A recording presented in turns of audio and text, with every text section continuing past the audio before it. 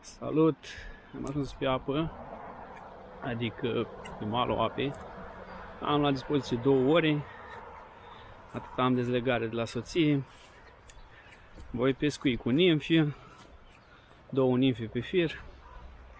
Sper că în 2 ori măcar să văd un pistroiat. Apa e foarte, foarte limpede. Am mai făcut 3 partide pe râul respectiv. În 3 partide am reușit doar 3 păstrări și un clean. Sper că s-au activat. Apa era rece ultima dată, foarte rece. Acum nu știu. Se pare că e foarte, foarte limpede.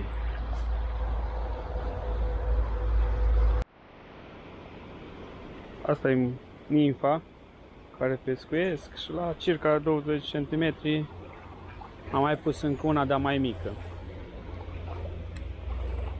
Acum sper să-l păcălesc.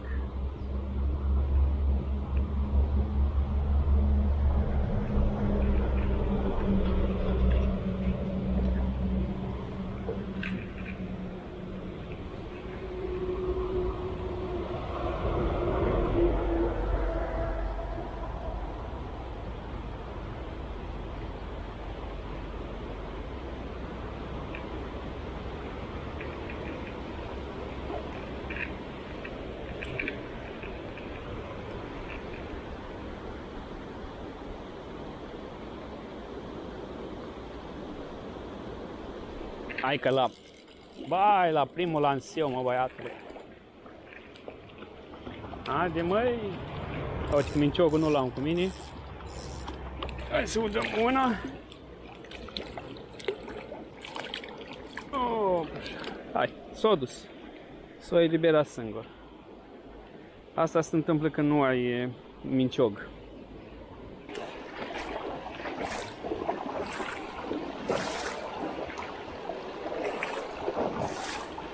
Am ajuns într-un loc foarte bun. Mai vedem dacă am și prezentări. Aici de fiecare dată ori am scăpat, ori am prins.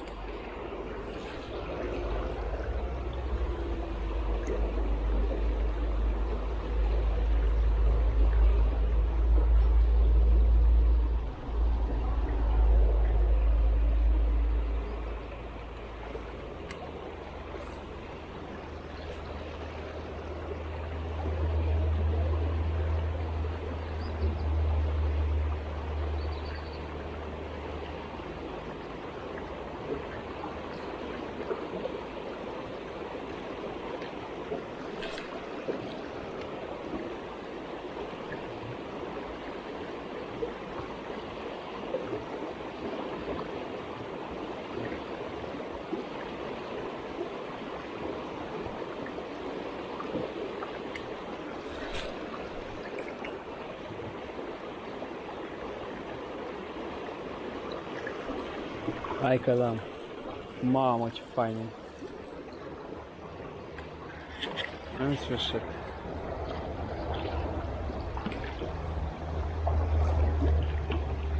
Trebuie să-l dau pe mal. Mi ud mâna. Frumos rău. Nu-l pun jos. Ia uitați. În sfârșit am luat și eu unul.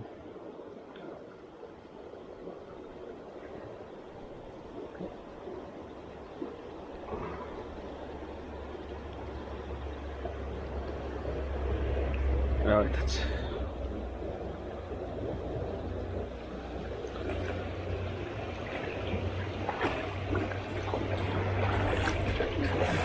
Hai să-i dau și drumul. Hai, dă-te. Op, și s-a dus.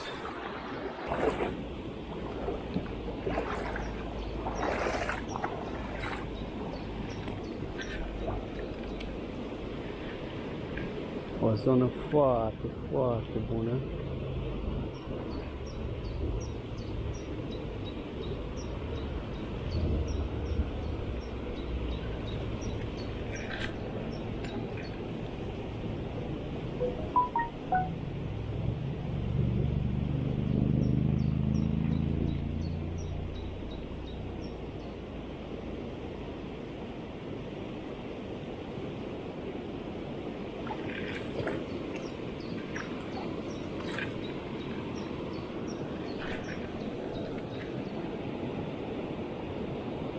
Hai că l-am. Ai, mamă, ce fain faci. Mă uit pe mână. E un păstră frumos.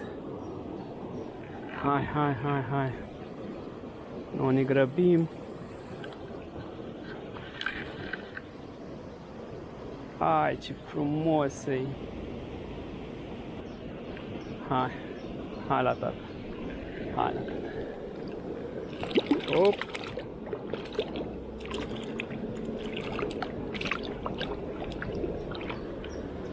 Mamă, ce colorit are.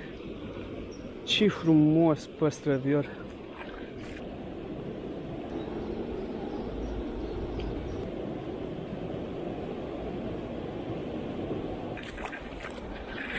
Nu mai fac nicio poză, du-te.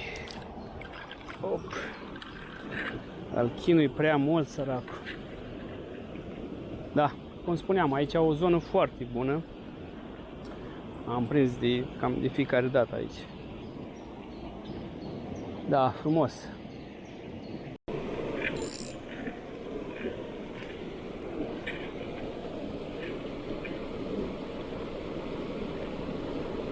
Uite, mamă, ce faină e.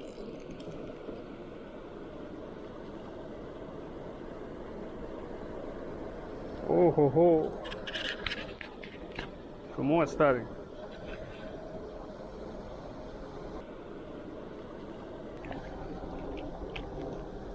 Așa. Ia uite-l. Ia uite-l ce frumusețe, mă. Wow, Doamne.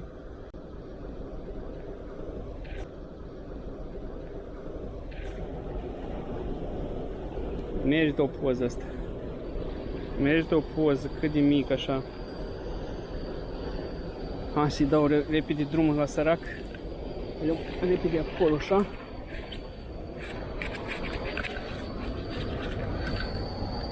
Hai, du-te!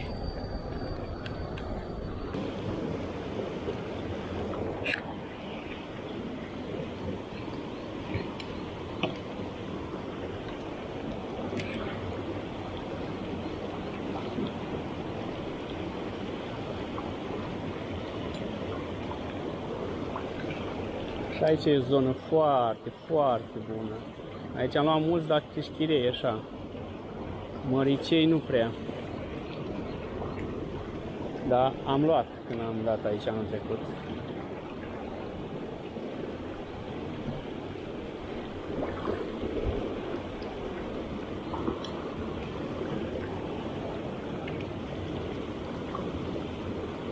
Mi-o dat. Dacă nu-l înțepi când îți dă, o plecat.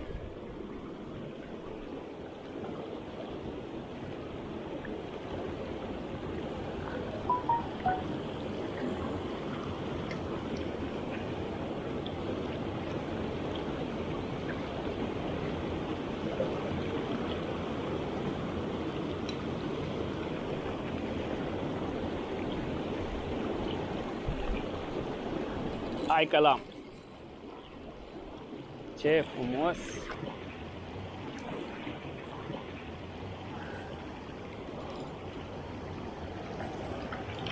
S-a dus? Uite-l aici. Ha, următorul. Asta e.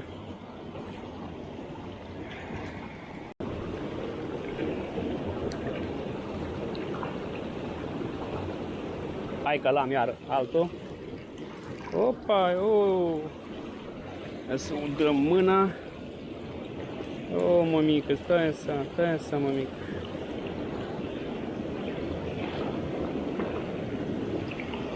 Mamă, ce colorit frumos are. Ah, du-te. Du-te, băiatul.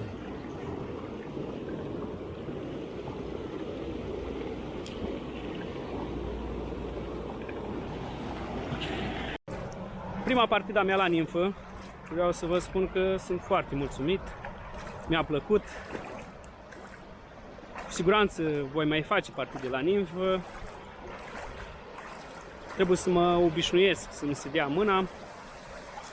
Am reușit să prind câțiva păstrăviori, am și scăpat, am uitat și minciogul acasă, Asta se întâmplă când te duci la pescuit în grabă. Deci, pentru mine 2 ore de distracție, mi-am încărcat bateriile, a fost super frumos. Deci, până data viitoare, vă doresc să fie întins și toate cele bune.